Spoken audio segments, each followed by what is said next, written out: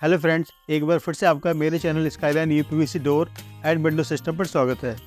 दोस्तों, अगर आप अपने घरों में बिग साइज की यूपीवीसी डोर और विंडो को लगवाना चाहते हैं, लेकिन अगर आपका घर किसी ऐसी जगह है जैसे किसी हाई राइज बिल्डिंग में या किसी हाइट में है या किसी पतली गली में जहाँ पर बड़े साइज की यूपीवीसी की डोर और विंडो की फ्रेम नहीं जा सकती हो, तो मैं आज आपको बताने वाला हूँ कि इस तरह की बड़े साइज की यूपीवीसी की डोर और विंडो को आप अपने घरों में किस तरह से लगवा सकते हैं। तो इस तरह की जो डोर जो फ्रेम्स होती हैं वो खुल के जाती है, यानी कि बिना बेल्ट की हो जाती है और साइड पर जाकर ही बेल्ट होती है। तो बेल्ट करने के यानी कि फ्रेम को जोड़ने के 2 से 3 तरीके होते हैं, लेकिन आज मैं आपको एक बेस्ट तरीका जो कि होता है साइड पे बेल्ट करना। तो इसी तरह की मैं पूरी जानकारी आज आपको इस वीडियो में देने वाला हूँ। अगर आप मेरे चैनल पर नए हैं तो आप मेरे चैनल को सब्सक्राइब करके रख लीजिए, ताकि इस तरह की जो भी नई नई जानकारियाँ होती हैं वो जल्द से जल्द आप तक नोटिफिकेशन के जरिए पहुँच सकें। अगर आप मेरे चैनल पर पहले से हैं तो कृपया वीडियो को शेयर और लाइक कर सकते हैं, ताकि इस तरह की जो भी जानकारी है वो सभी लोगों तक जल्द से जल्द पहुंच सके। तो ज़्यादा देर ना करते हुए आइए वीडियो को शुरू करते हैं।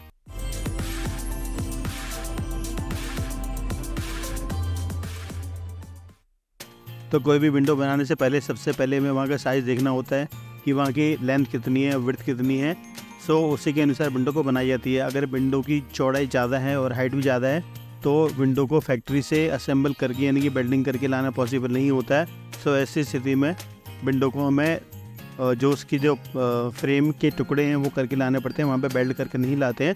और जो भी वेल्डिंग के प्रोसेस है वो हमें साइड पे जाकर ही करना होता है। सो आज की वीडियो में मैं आपको दिखाने वाला हूँ कि किस तरह से फ्रेम को साइड पर ही वेल्ड किया जाता है।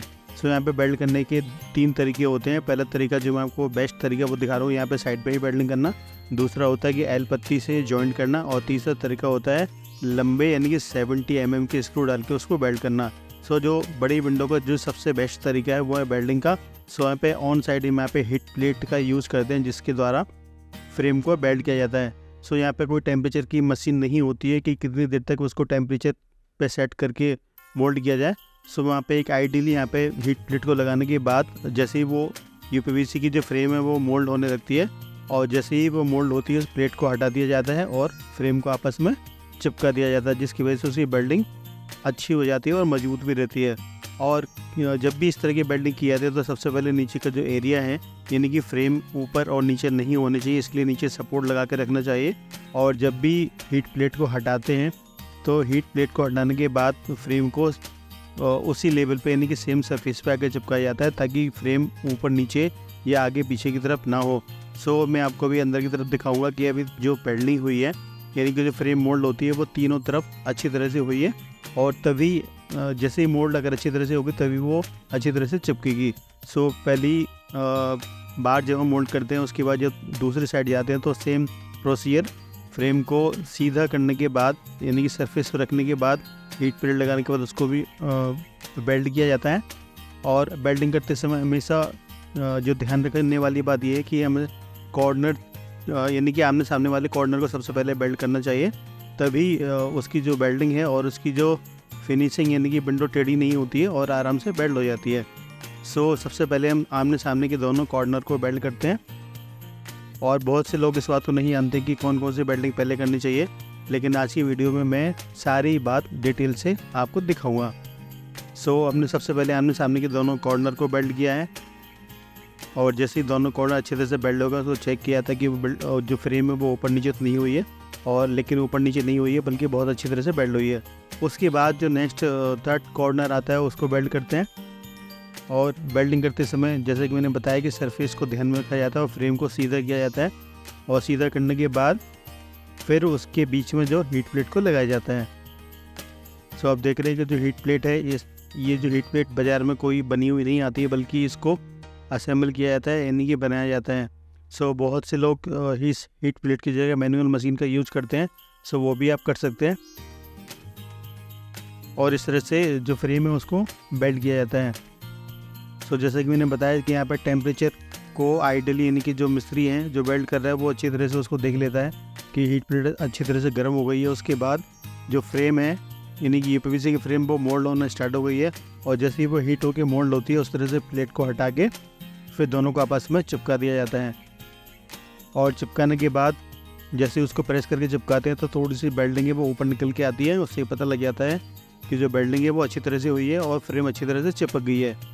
क्योंकि इस तरह की कोई भी वेल्डिंग जब हम मशीन पे करते हैं तब भी इस तरह की जो मोल्ड हीट होने के बाद जो मोल्ड आता है वो उसकी ऊपर नीचे निकल के आती है और उसे एक मशीन की सहायता से, जो कि मैं अभी आगे दिखाऊंगा, उससे उस वेल्डिंग को कट कर दिया जाता है। उसी से ये छोटा सा जो ग्रुप है वो बन के निकल के आता है। सो आप देख रहे हैं कि अंदर भी अच्छी तरह से वेल्ड हो गई है और अभी हम अंदर और बाहर सारी क्लीनिंग करेंगे और इसके बाद जो फोर्थ कॉर्नर है उसको वेल्ड करते हैं। और इस तरह की जो वेल्डिंग के प्रोसेस है वो एक अच्छा प्रोसेस होता है। इसके फ़ायदा ये होता है कि जो वेल्डिंग है वो अच्छी मजबूत हो जाती है और जो फ्रेम है वो भी मजबूत हो जाती है, अच्छी तरह से फिट हो जाती है। सो इन सब चीज़ों को ध्यान रखने से पहले ये ज़रूरी है कि जो भी हम फ्रेम कट करके लाए हैं वो अच्छी तरह से इनकी प्रॉपर साइज़ में काट के लाए हैं, क्योंकि फैक्ट्री में जो भी वेल्डिंग होती है उसका साइज़ वेल्डिंग के लिए थोड़ा बड़ा रखा जाता है और जब भी इस तरह की जो फ्रेमिंग हम साइड पे जाके वेल्ड करते हैं तो उसका साइज़ थोड़ा डिफर होता है। सो ये जो कटिंग करने वाला मिस्त्री वो अच्छी तरह से जानता है कि उस फ्रेम को कितनी लंबाई चौड़ाई में काटा जाए।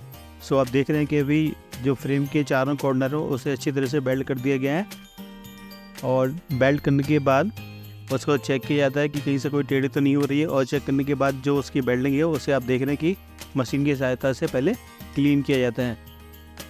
उसका जो बॉटम और टॉप दोनों को, इनकी 4 बॉटम और 4 अपर में पूरा अच्छी तरह से क्लीन किया जाता है। उसकी वजह से ग्रुप निकल के आता है और बिल्कुल विंडो बिल्कुल नेचुरल लगती है जिस तरह से फैक्ट्री से वेल्ड होकर आती है। उसके बाद आप देख रहे हैं कि उस फ्रेम को अच्छी तरह से लगाया जा रहा है और यहाँ पे सबसे बड़ी बात ये है, ध्यान देने वाली बात ये कि किसी भी फ्रेम को लगाने से पहले हमें प्रॉपर तरीके से उस साइड के साइज लेने होते हैं और साइज अगर अच्छे होंगे तो फ्रेम बहुत अच्छी बनेगी और उसकी फिटिंग भी बहुत अच्छी आएगी। और जब भी फ्रेम को लगाते हैं तो फ्रेम को लगाने के बाद उसे अच्छी तरह से मेज़र करना चाहिए, उसका साउल करना चाहिए कि विंडो कहीं से टेढ़ी तो नहीं हो रही है। और साउल हमेशा 2 तरफ से किया जाता है, यानी कि बाहर की तरफ से और बीच में से, ताकि विंडो को देखा जाता है कि विंडो बाहर की तरफ या अंदर की तरफ तो नहीं हो रही है या विंडो बैंड तो नहीं हो रही, टेढ़ी तो नहीं हो रही है। और वो साउल अच्छी तरह से, अगर कोई प्रॉब्लम है तो उसे एडजस्ट किया जाता है। एडजस्ट करने के बाद फिर जो नेक्स्ट नंबर आता है वो आता है फास्टनर लगाने का। सो आप देख रहे हैं कि अभी ये बाहर की तरफ से साउल किया गया था, अब अंदर की तरफ से साउल किया जाता है। उससे चेक किया जाता है कि विंडो की फ्रेम वो सीधी लगी हुई है।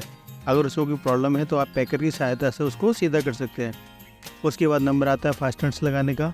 सो कभी भी टाइल पे अगर आप फास्टनर लगा रहे हैं तो सबसे पहले देखना चाहिए कि टाइल खोखली तो नहीं है। अगर खोखली होगी तो टाइल टूट जाएगी और अगर टाइल कमज़ोर भी है तो बहुत ही अच्छी तरह से पहले धीरे धीरे उसका होल करना चाहिए। उसके बाद फास्टनर का होल करके बड़ा करके फिर उसमें फास्टनर डालना चाहिए।